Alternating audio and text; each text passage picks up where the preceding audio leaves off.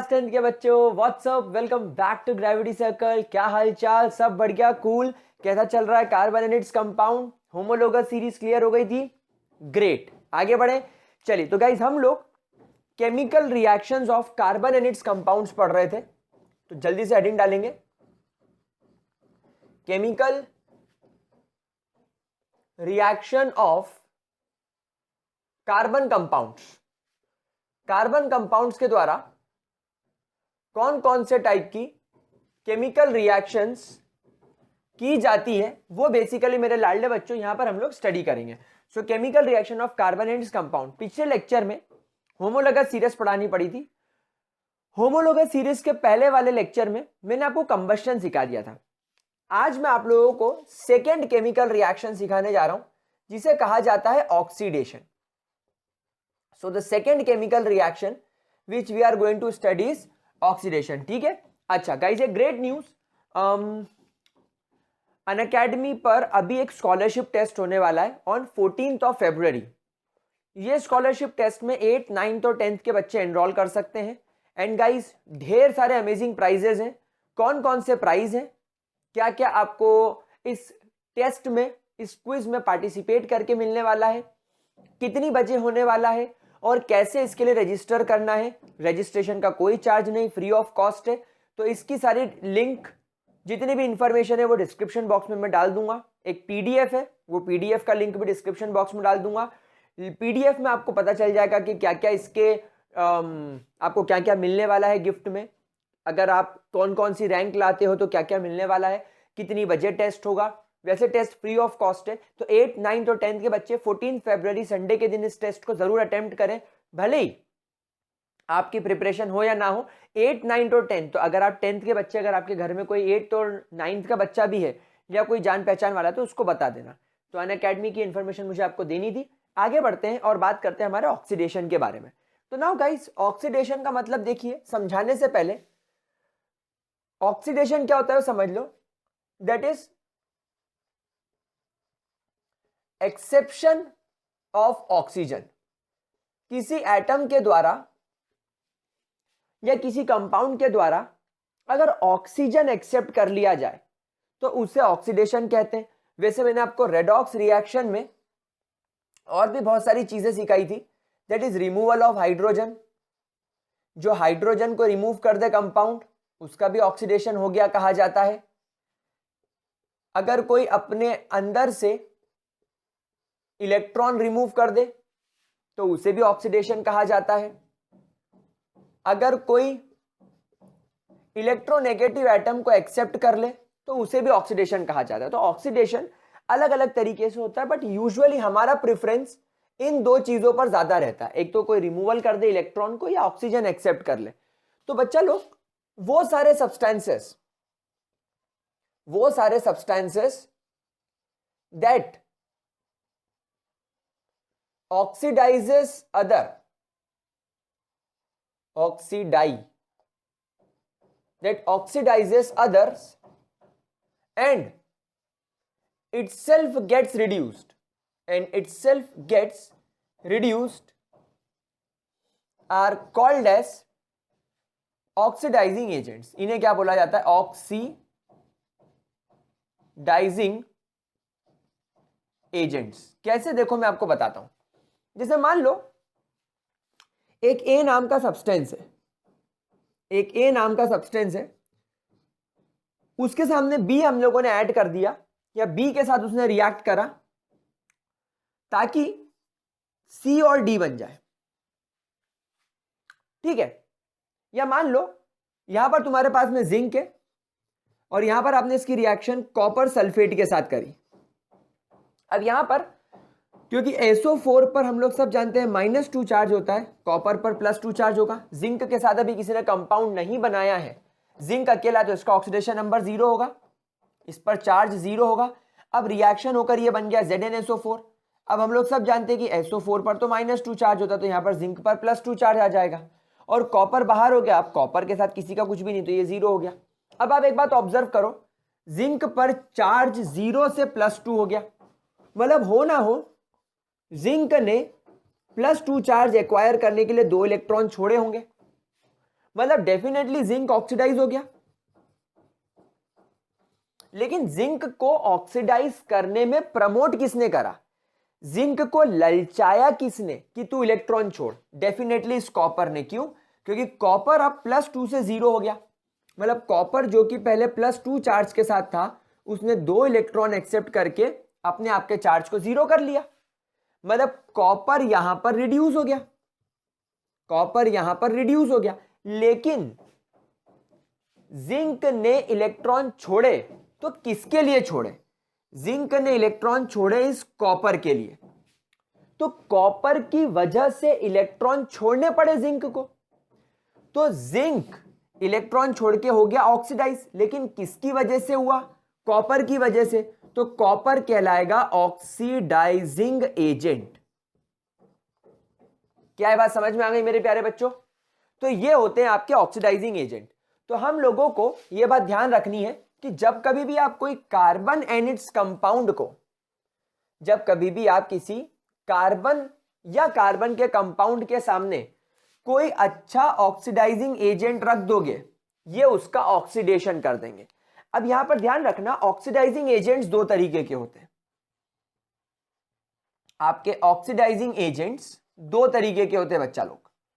एक कमजोर वाले, यानी कि आप इसको माइल्ड ऑक्सीडाइजिंग एजेंट्स बोल सकते हो,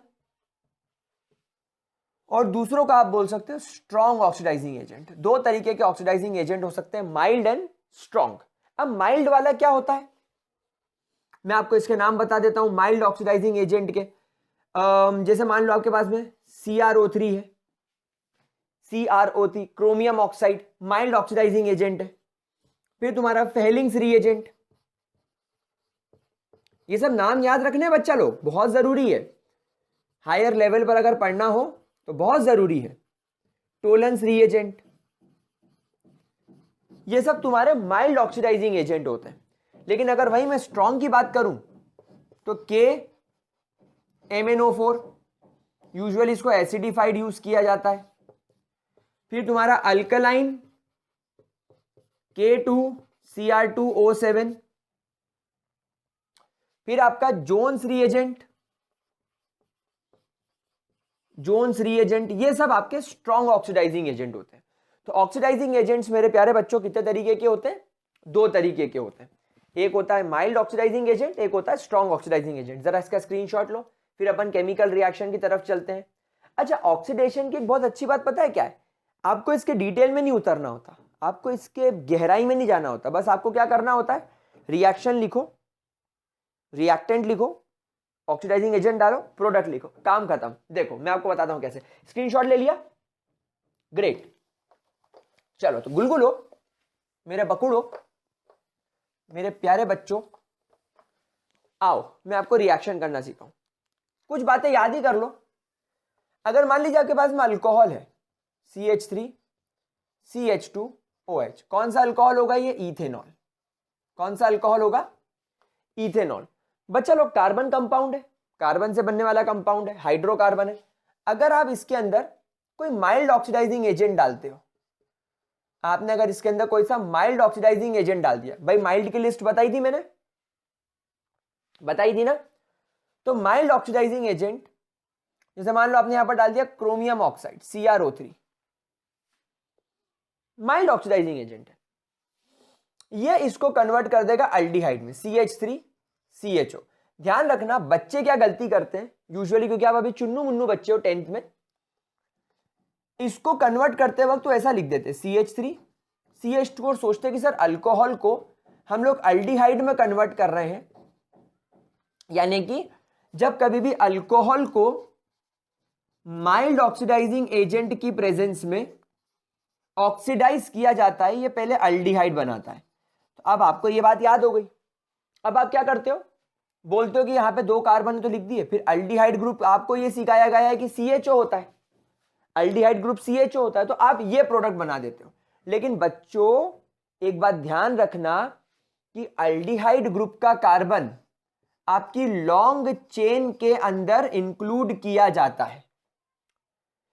तो क्योंकि यहां पर आपके पास में 2 कार्बन वाला कंपाउंड है, आपने इसका नाम इथेनॉल लिखा, इसलिए जब ये अल्डिहाइड में बदलेगा तो भी ध्यान रखिए कि 2 ही कार्बन होने चाहिए। जितने कार्बन अल्कोहल में हैं उतने कार्बन आपके अल्डिहाइड में होने चाहिए। अगर यहां 2 है तो अल्डिहाइड में भी 2 होंगे, अगर यहां 3 है तो अल्डिहाइड में भी 3 होंगे। मतलब हम क्या करेंगे, अल्डिहाइड के कार्बन को पहला कार्बन और ये कार्बन को दूसरा कार्बन मानेंगे। ठीक उसी तरह जिस तरह हमने इस कार्बन को पहला कार्बन और इस कार्बन को दूसरा कार्बन माना था। मतलब अल्कोहल का ये वाला कार्बन अब अल्डिहाइड में बदल गया है, यही ऑक्सीडेशन है। समझ में आ गई? तो ये बन गया तुम्हारा इथेनल,